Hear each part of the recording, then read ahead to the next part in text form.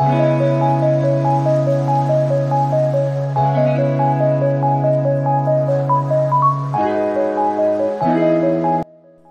Libala Cardozo, après Libala ya Cardozo na Omar Kabongo, après Baby Liboma, après makambu nyonso oyo eleki na internet, lelo to elibino Cardozo Liboma, Cardozo abeli Liboma. Alors lelo to koyeba Cardozo abeli Liboma na théâtre to na vraie vie na ye. To yebi biso nyonso lelo ezali mukolo ya botama ya Cardozo, donc ezali bongo anniversaire ya Cardozo mille esprit. Alors makambu mususu ekweli biso kaka mukolo ya anniversaire ya Cardozo mille esprit. Alors on a te profiter te souhaiter joyeux anniversaire na Cardozo mille esprit. Vraiment te profiter te souhaiter yeba anniversaire malamu botama elamu nzambe ya lola akobana kobaksila yo mayele na musala na yo oyo ya kitoko osali la kabiso. Mbote na bandeko nyonso o balandara Exil Botelo TV, mbote na bino esika bozali, bonjour bonsoir. Wana toyebi e dépenda kaka na air oyo okolanda émission na biso. Lelo toyeli bino likambu likwei kande balobaka likambu lo kita grave do likambu likwei na monde ya ba comédien na biso Cardozo Liboma. Belvi Kanzila patrona. Ozaka mutu bandeko na ngai kande toyebisaka bino soki eza vraiment mbalano ya liboso otombe na chaîne na biso osabonner, au commenter, au liker, au partager et au sala malamu mingi. Donc abonnez-vous, commentez, likez, partagez et au sala kitoko makasi. Cardozo abeleli Liboma wapi Cardozo abeli Liboma kote nini e bandaki ndenge nini po Cardozo abela Liboma. Yambote to banda to pesi mbote na bandeko nyonso o balanda Exil Botelo TV. En tout cas mbote na bandeko nyonso o basala biso ba remarque, mbote na bandeko nyonso oyo batiaka ba commentaire pe ba emaka ba vidéo na biso. Bandeko o babenga biso na téléphone pona ko sala biso ba remarque. En tout cas mbote na bino esika bozali, merci na musala nyonso oyo bozo sala pona Exil Botelo TV, merci na musala o bozo sala po chaîne na biso ekende liboso. Toye na analyse oyo concernant makambu oyo ezoleka na Belvi TV. Tosalaki analyse na biso concernant mama Ani Biasi ezana batebele bayaki koloba, ezana batebele batielaki biso ba commentaire, ezana batebele vraiment balobaki pona yango bandeko tosala ba analyse na biso pona ko encourager ba comédien na biso, pona ko encourager bango vraiment surtout na musala malamu oyo bazo sala. Lelo toye komona na la patrona TV na Belvi Kandi TV, toye komona Cardozo abeli Liboma na tournage, Cardozo abeli Liboma na théâtre. Alors toye to lobela yango mukie po eza makambo oyo ezo salema na ba famille na biso. Toza ba africain makambo oyo ezalaka mingi na ba famille na biso. Chance ya mutu bakangaka yango te. Likambo oyo ekomeli lelo o mama biso Belvi Kandi asaleli biso lelo eza likambo oyo eleka na vie ya Peniel na Mike Kalambai. Na betela bino lisolo ya Peniel, Mike Kalambai ayaka na ndaka ba Peniel po abala Peniel te. Ayaka na ndaka ba Peniel po abala cousine ya ba Peniel. Ale, kande ba famille bazalaka ba eshapaka libala wana na mutu mususu. Yango lelo tomoni o ekoma ndenge ekoma. Eza peka même histoire o tozolanda na Belvi Kandi.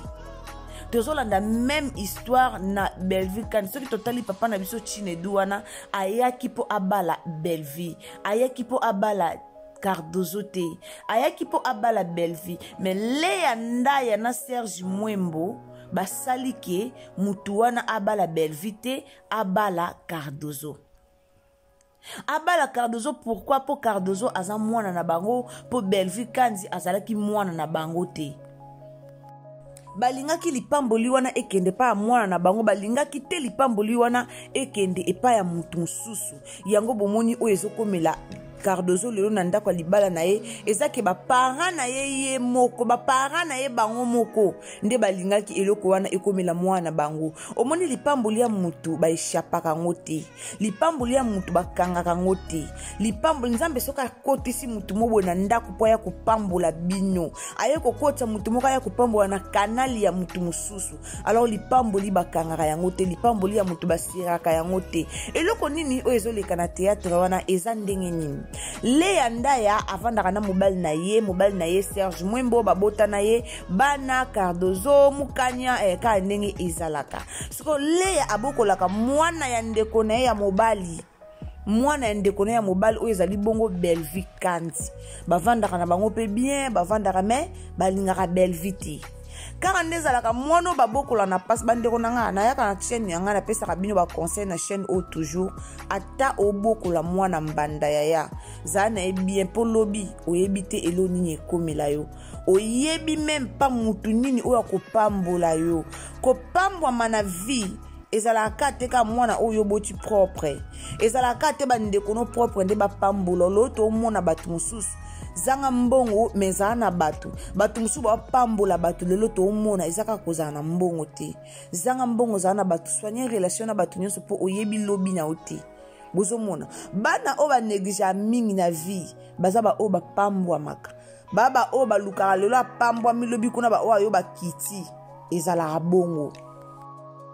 Donc pour notre tel sabino ke ba théâtre au totalaka liboso to bando mono ka ba théâtre to mono ka ba passe-temps to mono ka ba star na biso ba yo lekisaka temps mais lelo ba théâtre na biso e koma leçon eza makambo ezo salema na ba famille eza makambo ezo salema na ba vie ya bato preuve ne ke na auto expliquer bino likambo o eza likambo e salema kana libala pasteur Michael Mbai wana biso stolanda ba histoire Michael Mbai to ebi ke pasteur Michael Mbai ayaka po abala peniel te wana to yebi yango.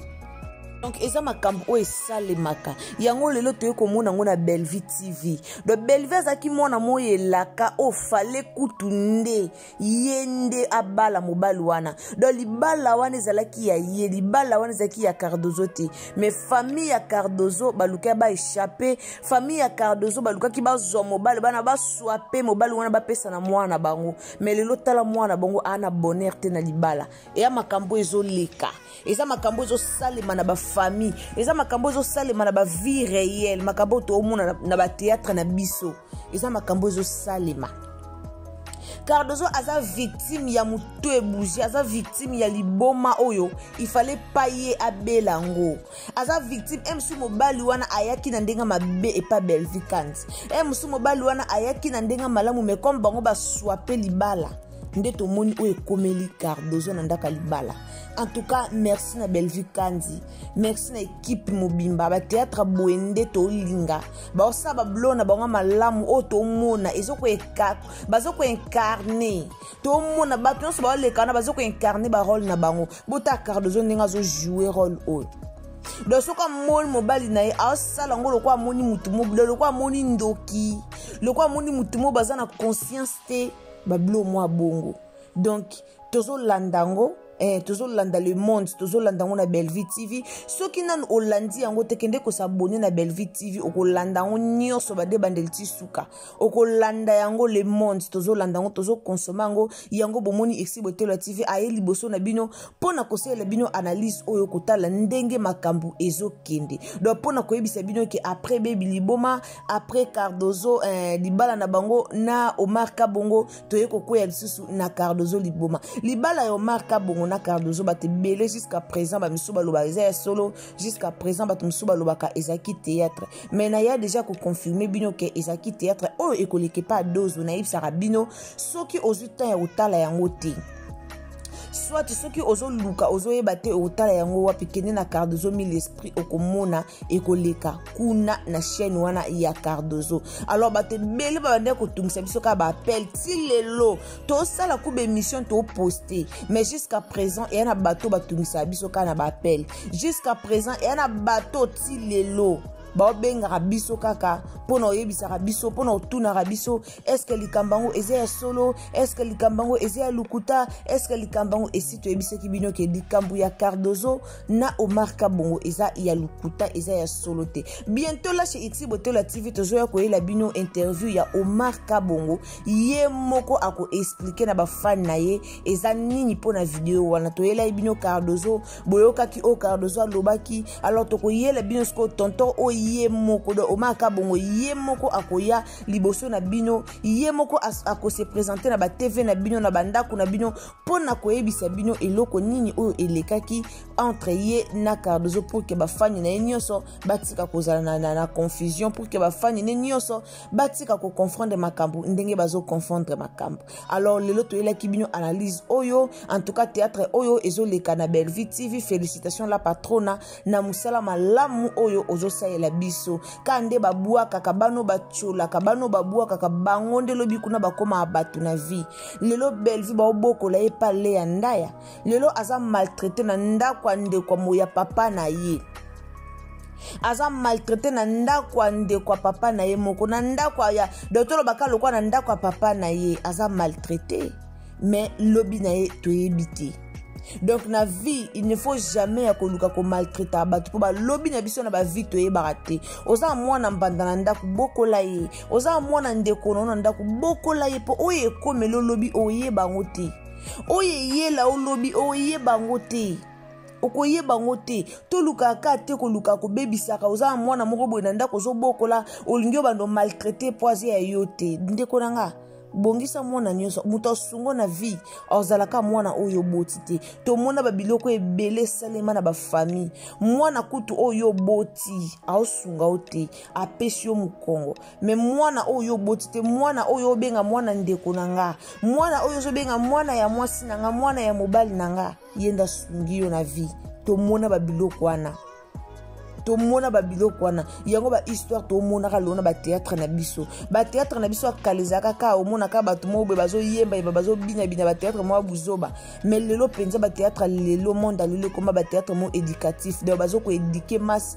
ba théâtre mo ko to tala otali oza l'aise otala théâtre ozozo leçon. En tout cas merci mingi na la patrona Bellevue kandi bandeko na ngaso ezambala no liboso okoyi na Ixi la TV kane toyebisaka bino soki ezambala no ya liboso o s'abonner o commenter o liker o partager ba vidéo na biso et ça malamu mingi. Donc abonnez-vous, commentez, likez, partager et aussi la kitoko mingi pona bandeko basala biso ba remarque to bandeli lisusu. En tout cas bo continuer o bozo sala to CPA nango makasi bo continuer musala na bino ba remarque na bino ezo sala biso kitoko makasi. Alors bo continuer numéro na biso yangwana eza wana liboso na bino bo continuer ko sala ba remarque na bino bo continuer ko komela biso ko benga biso. En tout cas et osala malamu mingi tozo CPA nango vraiment yangonde ezo sunga biso to tombola pe to kende musika na musala oyo tozo salela bino. Alors mbote na Sonia officiel ya ba Sonia mbote na yo esika ozali Patrick Kongolo